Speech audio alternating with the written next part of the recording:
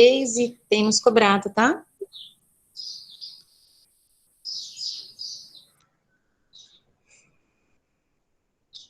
Todo mundo acordado.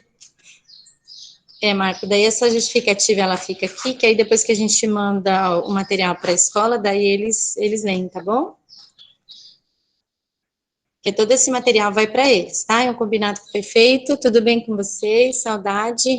Na semana passada eu não vi o rostinho de vocês, que pelo celular não dá para ver. Tá tomando café da manhã, Ivan? Tomando um café da manhã aqui. Beleza. Então, bom dia, bom dia, bom dia. Queridos, e aí? Foi tudo tranquilo semana passada com o Edilson? Ele falou um pouquinho para vocês sobre a FETEC, foi isso? Sim. Foi, né?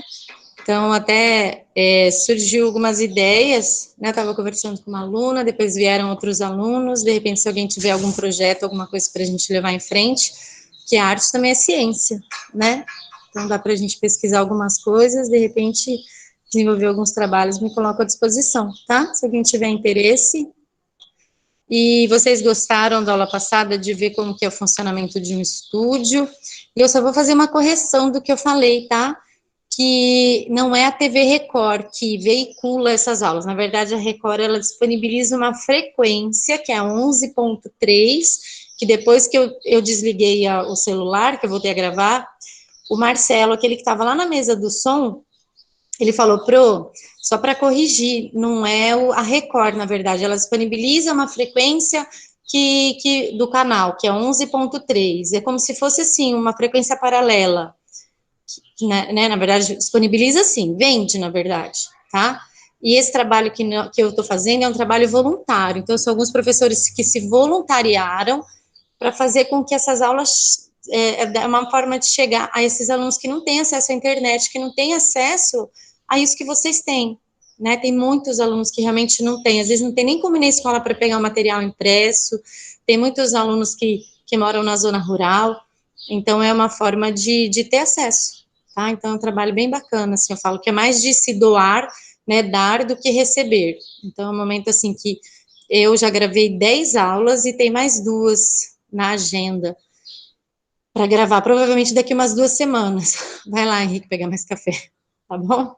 Tudo bem? Vamos para a nossa aula? Alguma pergunta? Algum comentário? Boa tarde, ó, bom dia, prof. Bom dia, Caio. Bora lá? Então, eu vou esperar a apostila de vocês, apostila 3, tá, galera? Todos já pegaram? É o módulo 17, nós vamos falar um pouquinho sobre interpretação da arte, tá? É muito legal que nessa apostila, assim, a gente não trabalha só de uma forma cronológica a história da arte, ele permeia um pouquinho sobre, nós vamos falar sobre iconografia e iconologia, a diferença, né, entre um termo e outro, nós falamos sobre Idade Média, daí depois daqui a pouco a gente vai falar sobre Renascimento, Barroco, sempre fazendo um link com algumas técnicas de interpretação, inclusive, tá? Algumas palavras artísticas até, né? Alguns métodos artísticos, tudo bem? Então, eu vou ler o texto e a gente vai conversar um pouquinho, tá? Ó, o nome é meio estranho, mas na verdade quem desenvolveu o método, né? Então, a gente tem que falar sobre ele, Panofsky e o método iconológico. Cinema é arte de compreensão e desvendamento. A riqueza de significados presente em uma simples imagem torna o cinema um mistério tão difícil quanto prazeroso.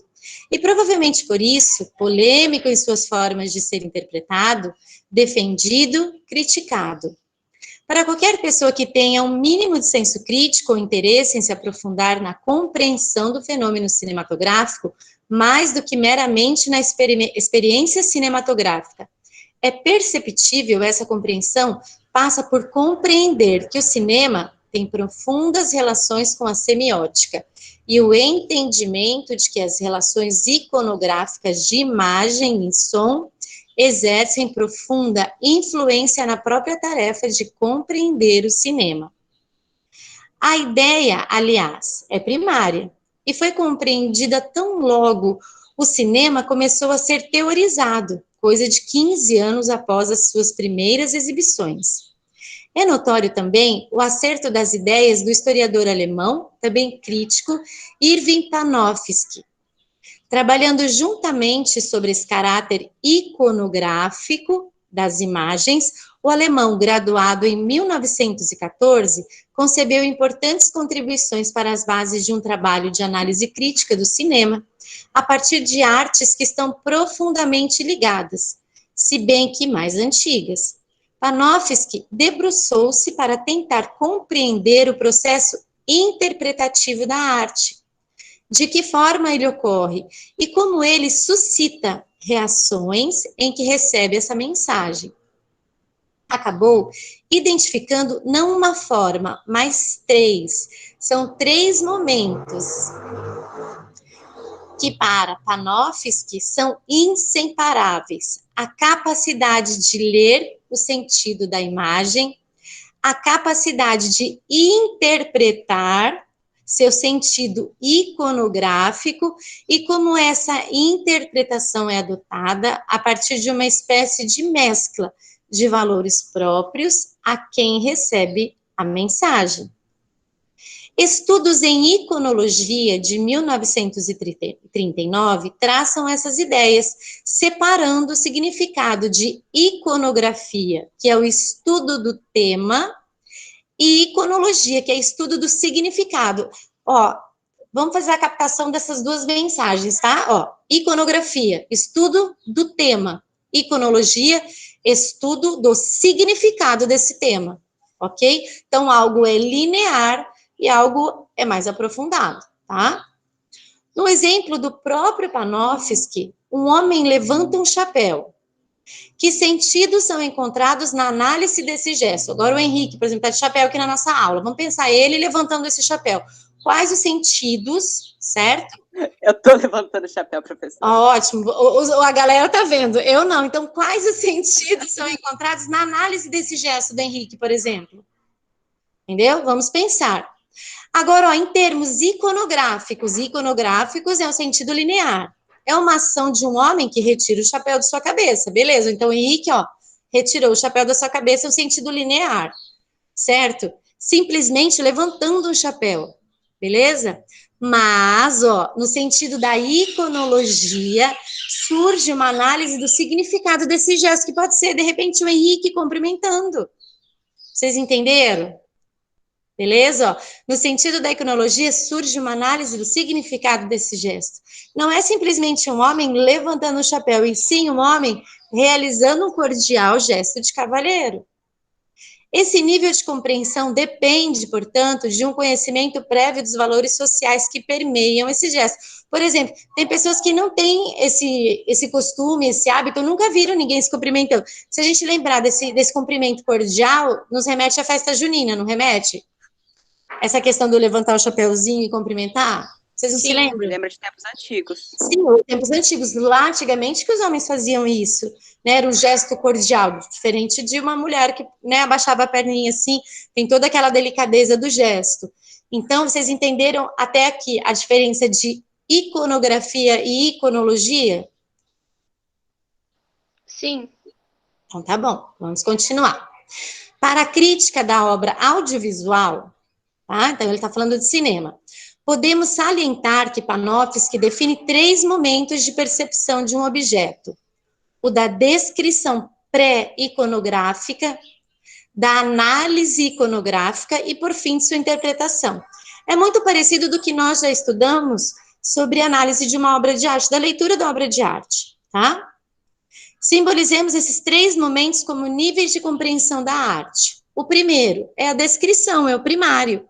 É o nível básico de entendimento, a percepção do gesto ou da obra. Aqui, ó, ele colocou, né, o material, ele exemplificou com essa obra Última Ceia de Leonardo da Vinci. Então, vamos observar por alguns segundos essa pintura. Se eu estivesse em sala com vocês, a gente ia fazer um monte de brincadeira, tipo, quem é Judas nessa pintura, alguém sabe? Alguém sabe quem é Judas? Ninguém quer nem chutar, não, né? Porque Você sabe que essa pintura está se desfazendo? E não há nada que está fazendo com que pare a deteriorização dessa obra, porque Leonardo da Vinci houve um erro técnico na hora da secagem dessa obra, porque o que ele fazia para secar? Ele trabalhava com tinta a óleo, então ele colocava fogo para secar, só que ele errou, teve um erro de cálculo de quantidade de óleo, ele colocou a mais, porque ele era um exímio cientista, e nesse erro de cálculo a pintura está se desfazendo, inclusive ela está num lugar escuro, porque a incidência da luz natural está acelerando o processo de deteriorização da obra. E Leonardo, tadinho. Oi, bonito, pode falar. O Thales falou que Judas é o que está da direita de Jesus. À direita de Jesus. A minha... tá, à direita da mão de Jesus, né? Mas a direita, logo à direita? Ou a direita... O que... Thales, Judas tem alguma coisa na mão? Nas mãos dele? Esquerda. Agora ele falou esquerda. Ele falou esquerda. Não, errado. Vamos referenciar assim. Foi o que ele falou, tá? Vamos referenciar as mãos de Jesus, tá? Mais fácil pra gente, porque a posição do computador, assim, é um pouquinho diferente. Mão direita de Jesus e mão esquerda de Jesus. Não, Professora, não é. Ele está à aquele direita. que tá na direita e que tá estendendo o braço, é ele? Não é ele. Uma dica que eu já dei, né? Tipo assim, dei um spoilerzinho, ele tem alguma coisa nas mãos. É o que tá com a bolsa, porque ele era tesoureiro. A bolsa? É tipo uma bolsa de dinheiro. Ele tá com a bolsinha de dinheiro, na verdade, porque ele recebeu o dinheiro, né, Henrique? É o que tá com a bolsinha de dinheiro. Bem ao lado direito de Jesus, tá? Viu? Mas essa obra, assim, aqui, ela tá muito linda. Mas ela dá uma dosinha, porque ela tá bem feinha já. Uma pena, né? E os restauradores não conseguem nem paralisar e nem recuperar. Ah, mas essa obra é extremamente... Ela é linda, tá? Mas vamos lá agora para a descrição. Vamos lá. Ó. Então, primário é o nível básico de entendimento e percepção natural do gesto ou da obra. Usemos o exemplo da obra do Da Vinci. Para o nível primário, é uma pintura de 13 homens sentados a uma mesa na hora da ceia. Ok, não são necessários maiores conhecimentos e domínios culturais para captar a mensagem. Eu nem preciso, se falasse assim, o nome da obra é a Última Ceia, todo mundo já ia entender. Que são o quê? Os apóstolos, os discípulos de Jesus sentados à mesa, ok? O que aconteceu? Se você conhece um pouquinho mais da história de Jesus, ou a Bíblia mesmo, você sabe que depois dessa última ceia, o que acontece? Crucificação? Crucificação, e vem tudo, né? Foi a última vez que ali Jesus sentou com todo mundo, porque depois já vem todo aquele sofrimento, né? Por motivos assim, que quem é conhecedor da palavra sabe. Aí vamos lá para a análise, ó.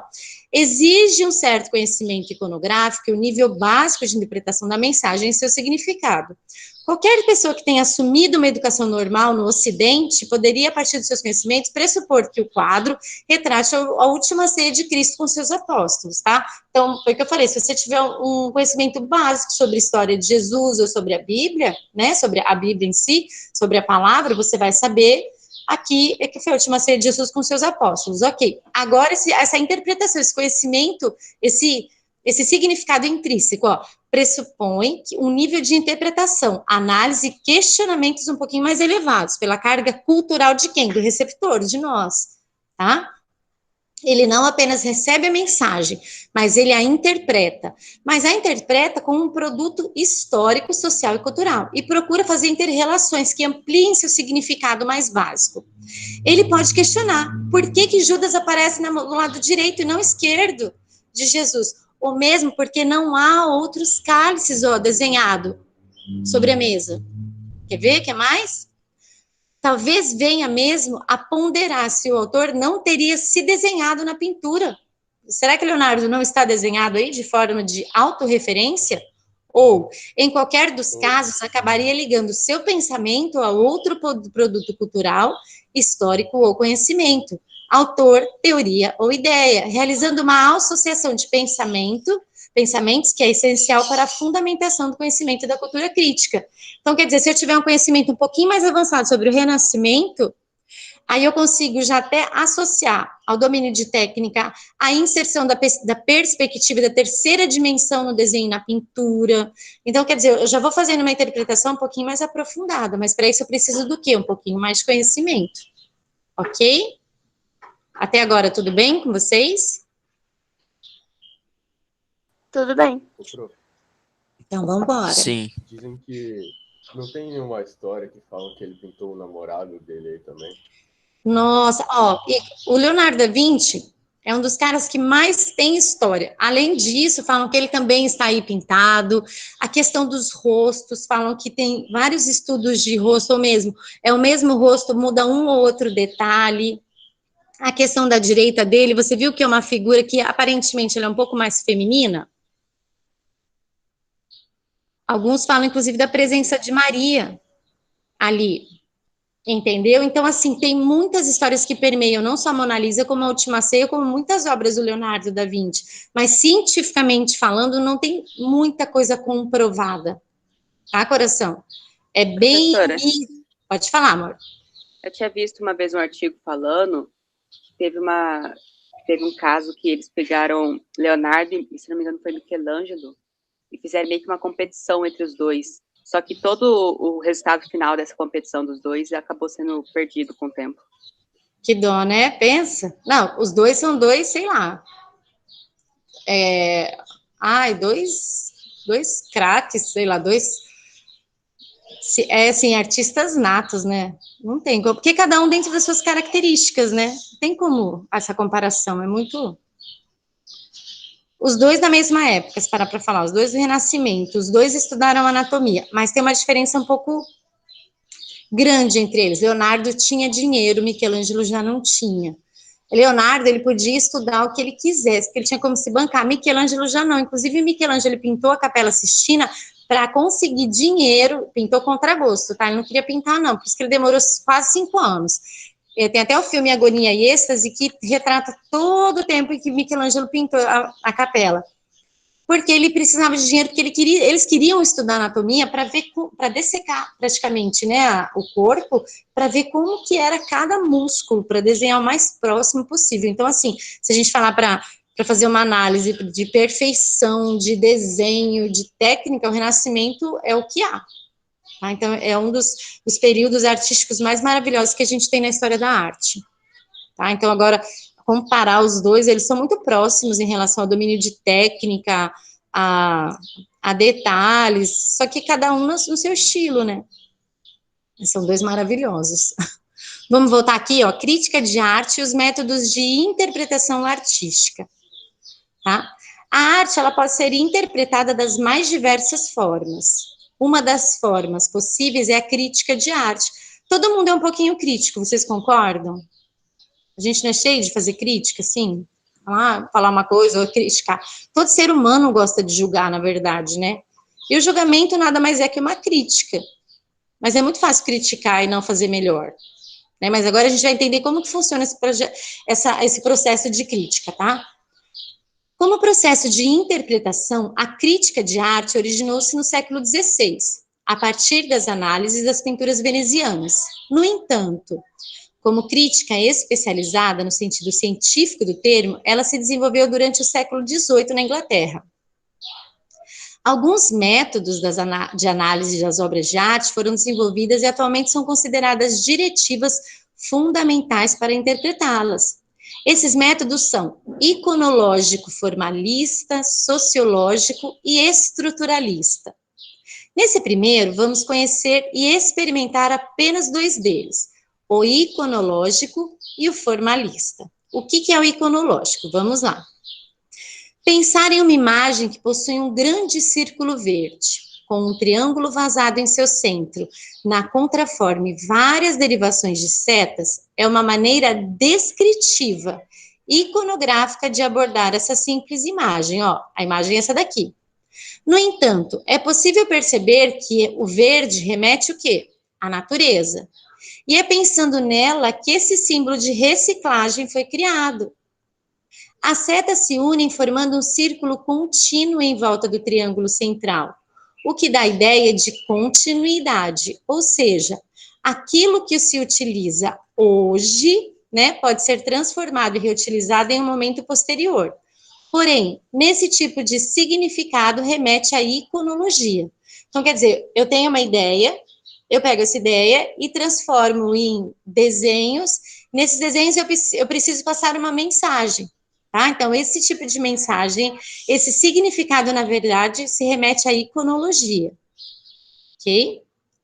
O método iconológico surgiu com Panofsky. Nossa, o nome desse homem já foi falado várias vezes, vocês ainda vão ouvir, tá? Nascido em 1892, né, na Alemanha, foi aluno de Warburg, fugiu dos nazistas e foi para os Estados Unidos, onde deu aula na Universidade de Princeton, em Howard, e na Universidade de Nova York. Foi considerado um dos maiores historiadores da arte. A iconologia surgiu com a iconografia, que era uma antiga maneira de se aplicar à disciplina da história da arte. Quando o historiador vê uma obra de arte, ele não se deixa imaginar significados, pelo contrário, ele busca na imagem significados, pistas, traços que evidenciam o percurso. Quer dizer, ele busca numa obra de arte algo que conte a história dela. É o que eu falo para vocês, assim, vocês vão sempre ouvir falar, você viu uma imagem, uma questão, a gente está fazendo uma leitura agora, uma leitura mais técnica no sentido de resolução de questão, tá? Nossa, prof, mas que leitura mais linear, técnica, não, a gente precisa ser realista. Eu não estou formando vocês numa universidade para ser artista, eu preciso trabalhar com vocês algo formal, como executores de questões para Enem, vestibular, programa de avaliação seriada. Tá? Então, na hora de executar uma questão, eu preciso olhar a imagem, ler a legenda. Isso vai fazer com que o meu cérebro, ou melhor, com que eu consiga já fazer esse percurso. Porque se eu vi a Última Ceia, Leonardo da Vinci, eu vou ver as informações técnicas que a imagem já me trouxe, certo? Olhei a legenda, eu já consigo identificar alguns elementos para resolver a questão, tá? Então, queira ou não, a leitura de imagem, ela é técnica. Prof, você está falando que a arte é razão? Eu, em nenhum momento, eu falei que ela não é razão. Se você tem que ter um método também de leitura, tá? Ela é descritiva, ela é descritiva. Ela começa por um método racional, aí depois você vai para o interpretativo. Mas na resolução de questão, por mais que você pegue um Enem da vida, que é extremamente subjetivo, algumas questões que você fica, ai, a letra A parece com a letra B, que parece com a letra C, que parece com a letra D, que parece com a letra E, você tem que ver elementos ali que, às vezes, uma palavrinha, ela anula aquele item. Tudo bem? Vamos lá? Para Panofsky, o método iconográfico, ele era analítico, pois, basicamente, tratava-se de um método complexo, embora tivesse poucos passos a serem seguidos. Ó, iconográfico, catalogar, examinar e, por último, descrever a ocorrência dos elementos visuais. Iconográfico, tá? Catalogar, examinar e descrever. A iconologia, ao contrário, não é uma disciplina descritiva, portanto, é bem simples, requerendo poder de síntese, por exemplo, do historiador de arte. Então, eu preciso me aprofundar, certo? Panofsky também deixa claro que não são todas as obras de arte que podem ser submetidas ao método iconológico, desqualificando seu método para análise de obras mais atuais. Amores, ele não usa, melhor, por exemplo, hoje, como que uma obra do Panofsky vai fazer uma análise mais aprofundada, vai fazer uma análise usando esse método num potinho de cocô? Do Piero Manzoni, por exemplo. Piero Manzoni, ele fez uma obra que é um potinho escrito Merde Artistic. Aí ele quer um método desse para fazer uma leitura de imagem. Então, não tem como, é o que ele falou. Em obras contemporâneas, ele não usa esse tipo de método, tá? É conteúdo do segundo ano. A gente está trabalhando muito sobre isso. E os alunos questionam muito se isso é arte ou se não é arte, mas a gente vai conversar, tá bom? Acreditava que seu método, ou seja, era extremamente eficaz para fornecer subsídios para a história da arte, para a pesquisa do mundo antigo, mitologia e religião. Para ele, havia um ponto crucial que diferenciava o método iconográfico do iconológico. Enquanto o primeiro fornecia o tema iconográfico, o segundo averiguava o significado. Então, ó, iconográfico, linear, iconológico, significado, tá bom? Agora o método formalista. Tudo bem ou já deu parafusinho na cabecinha de vocês? Tem alguém aqui comigo, gente? Tá tudo bem. Professora, então, Então, iconologia é ação realizada, iconografia é o sentido da ação realizada? Isso, ó, iconografia. Fala de novo, iconografia. Começar pela iconologia. Iconologia é ação realizada, né? Iconologia, sim, é a ação, e iconografia seria a ideia, Beleza. tá bom? É isso. Ah, tá bom. Fechou? Agora o método formalista, baseia-se na pura visualidade. Então, para o estudioso formalista, o assunto pouco importa. O que interessa é o que ele está vendo, tá? É a estrutura que rege a obra de arte. Vocês estão vendo essa pintura aqui, do Colbert? Ó, o artista em seu ofício. Aí aqui, na verdade, ó, é o artista em seu ofício também, de uma obra é uma estrutura, um desenho formalista dessa pintura do Colbert. Ó, o método formalista, ele pode se buscar compreender a área de foco da obra do Colbert. O primeiro passo seria analisar a estrutura. Ok. Nota que basicamente são cores neutras que regem a composição, de forma que o centro da atenção fica onde? Na boina do pintor que está banhada de luz. A mesma coisa aqui nessa formalista, nesse desenho formalista aqui, né? Aqui, a boina daqui também está clarinha. A mesma coisa, o foco de luz também está aqui. Vou descer um pouquinho. Nota-se que um trapézio esbranquiçado é a cor mais clara da composição, portanto, não é o assunto da imagem que interessa para aquele que analisa a obra pelo método formal, mas sim a organização interna. Tá? Então, assim, ele conseguiu representar de uma forma formalista essa estrutura da obra do Colbert. Tá, vou descer, tem mais uma aqui. Olha essa outra pintura aqui, a mesma coisa do Colbert. Tá? Então, ele fez... o que vocês acharam dessa representação formalista? Qual que é a opinião de vocês em relação? Você pegar um desenho extremamente detalhado para você fazer isso. Brutal. O que vocês acharam? Qual a pergunta? Aham, sim. Qual a pergunta? Sim, Henrique, é uma pergunta. Vocês gostaram, não gostaram? Ah, tá. É fácil eu fazer? sei. É Eu fácil achei da fazer? hora. Acho que sim. Vamos ler agora? Ó.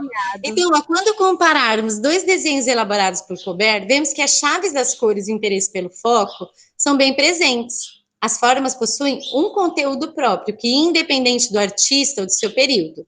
Por exemplo, uma linha horizontal sempre tem maior impressão de passividade e tranquilidade que uma linha em diagonal, ou mesmo uma linha sinuosa.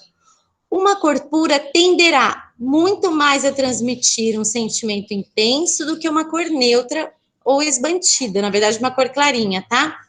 Portanto, se um quadro com a temática velório for pintado com cores extremamente intensas e contrastes, sua significação de tristeza, dor e perda que se relaciona com velório estará comprometida, uma vez que as cores contribuíram para uma significação contrária, equivocada.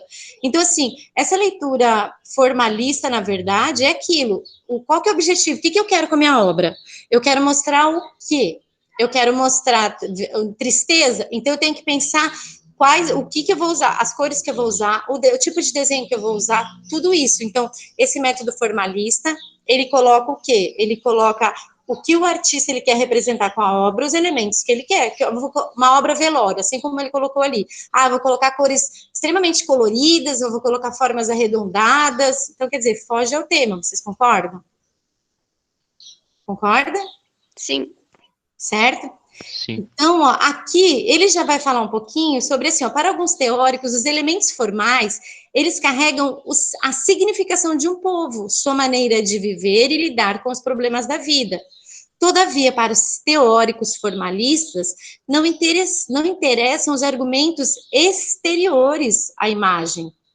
Quer dizer, se eu tenho uma ideia, se eu quero retratar essa ideia, não me interessa o que aquela imagem, por exemplo, algo que esteja fora, se está representando ou não. O que está aqui dentro é o que me interessa, certo? Então, qual que é o interesse formal?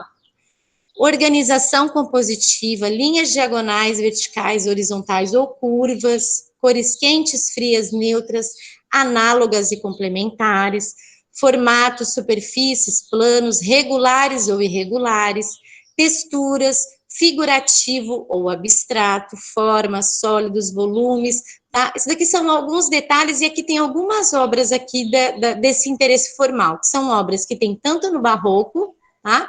Quanto obras do Renascimento, do Rafael Sanzio, essa obra que é a Escola de Atenas, uma obra extremamente conhecida, ok? Vou voltar para vocês agora para conversar um pouquinho. Só um minutinho. O que você tá rindo, Cássio Bandeira? Peguei, né, a carinha dele. Tadinho, pode rir, Chuchu. Amores, hoje a prof falou pra caramba com vocês, mas, ó, a única coisa, assim, que a gente tem que se atentar. Como que é o nome do cara que eu falei? Que inventou esse método iconográfico e iconológico? É o Panofsky. Parece que tá xingando, né? Panofsky. Tá? Então, ó, iconográfico e iconológico, um ele é linear, o outro é aprofundado, e aí depois a gente vai falar um pouquinho mais sobre Renascimento e Barroco, mas isso nas nossas próximas aulas, tá? Lembrando que existe, sim, uma teoria para ler, interpretar e descrever obra de arte, assim como nós já vimos na leitura de imagem, ok? Agora eu vou dar uma pausa que eu preciso fazer chamada, tudo bem? Se você vê que aquele aluno ou não está, Sim. você pode me avisar, tá? Eu vou na lista aqui, se faltar o nome de alguém, vocês me avisam, tá? Por favor. Primeiro A, primeiro. Ó, primeiro A, primeiro é ótimo, né? Ficou pleonasmo. Amanda. Aqui. Ana Júlia. Ana Lívia. Anne Gabriele. Arthur Boni. Beatriz. Pode Tá eu no vi. chat, professora. Tá bom, eu vi, coração, obrigada. Briane. Bruno. Aqui. Obrigada, Bri. Caio. Eu vi, Bruno. Professora, eu tô aqui, tá? Ana Júlia. Professora. Peraí, Ana Júlia de Aguiar, né? Tá. Quem que gritou? Eu. Foi o Caio? Isso. Foi. Beleza. Daniela. Aqui. Obrigada, Dani. Danilo. Heloísa. Heloísa, não. Presente, presente. Meu microfone deu problema. Tá bom, coração. Fernanda. Obrigada, Fer. Fernanda Carolina.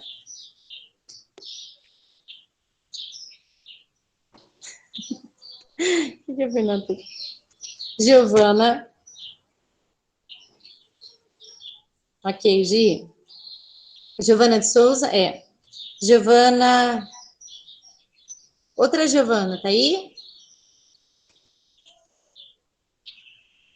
Renê. Renê tá aí? É Renê ou é Enê? Ele faz. Ele tá aí? Não, professor, eu acho. Beleza. Igor. Eu. Irineu. Isabela de Jesus. Obrigada, Isa. João André. João Pedro. Aqui. Obrigada, João. Júlia Zanin. Cauã. Aqui, professora. Tá joia, Cauã. Lívia.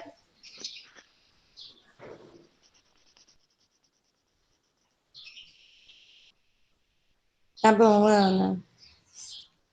A prof já tinha colocado presente, tá? A Lívia tá aí? Não. Luísa. Presente. Obrigada, Lu. Marcos Vieira. Oi, professora, mas acabou de cair, tô aqui. Tá bom, o que é essa foto do profile? Prof, a Lívia falou, tá? Tá bom, coração. Maria Eduarda.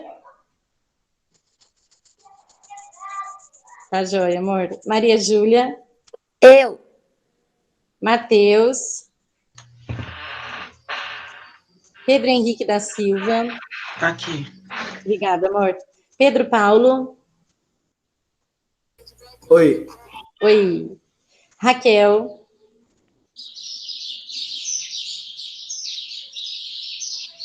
Renan já adiantou. Beleza, Renan. Renata. Aqui. Obrigada, Chuchu. Sandriele.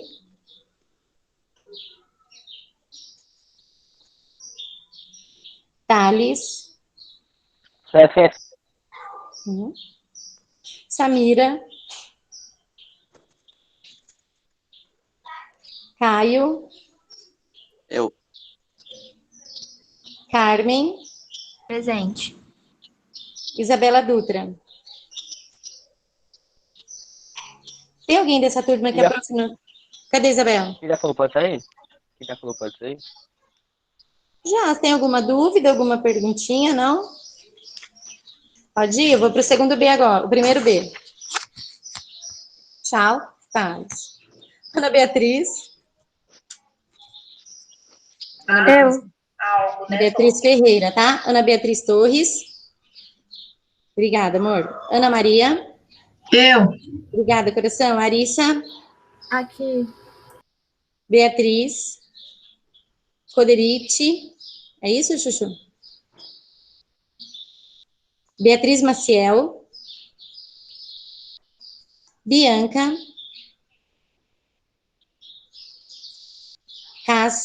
Bianca Casimiro. Aqui. Obrigada, amor. Cássio. Aqui. Emanuele. Eu. Obrigada, Manu. Gabriel Henrique. Aqui.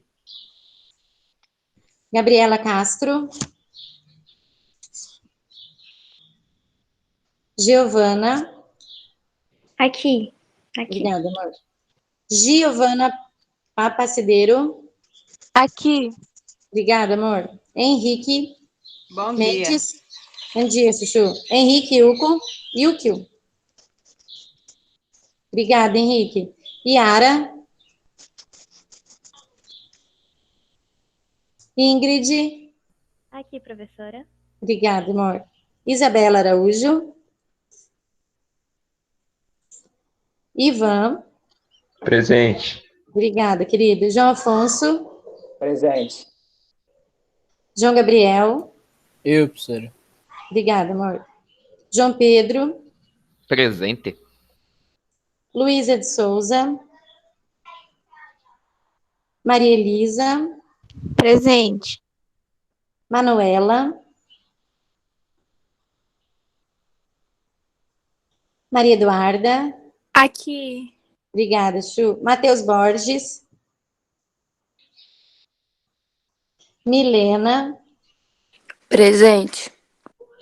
Nicole. Presente. Semana que vem eu vou começar de baixo para cima, tá, Chuchus? Para vocês. Pelo primeiro B. Pedro Felipe. Pedro Parron. Rayane. Cadê? Quem que mandou agora o Pedro Parron? Oi, Pedro. Então tá, Chuchu. Tá, Rayane tá aí. Obrigada, amor. Rebeca. Renato. William. Presente. Obrigada, querido. Sabrina.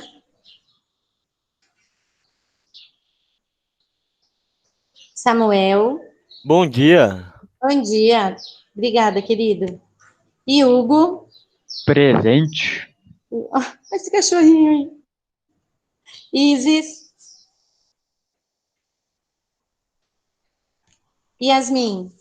Obrigada, coração. Queridos, eu deixei de chamar alguém? Beatriz. Chamei Beatriz Eloy? Acho que chamou sim, prof. Xuxa, ela tá na minha lista aqui. Mas a Eloy não estava na minha lista. Mas eu vou ver, qualquer coisa. Ela não tá aqui não, né? Não é a Coderite, Teve uma não, né? Beatriz que não respondeu. Não, né? Mas não tem problema. Amores, vocês estão com alguma dúvida, alguma coisa? A gente tem 4 minutinhos. Não, nada não. Não? Então tá. Qualquer coisa, pergunta pra Pro, tá? À tarde eu tô no plantão, qualquer coisa me chama. Tá bom. Beleza? Um beijo no coração. Até semana que vem. Tchau, prof. Até. Tchau, prof. Beijo, até. Vamos com Deus. Até. Beijo, beijo, beijo.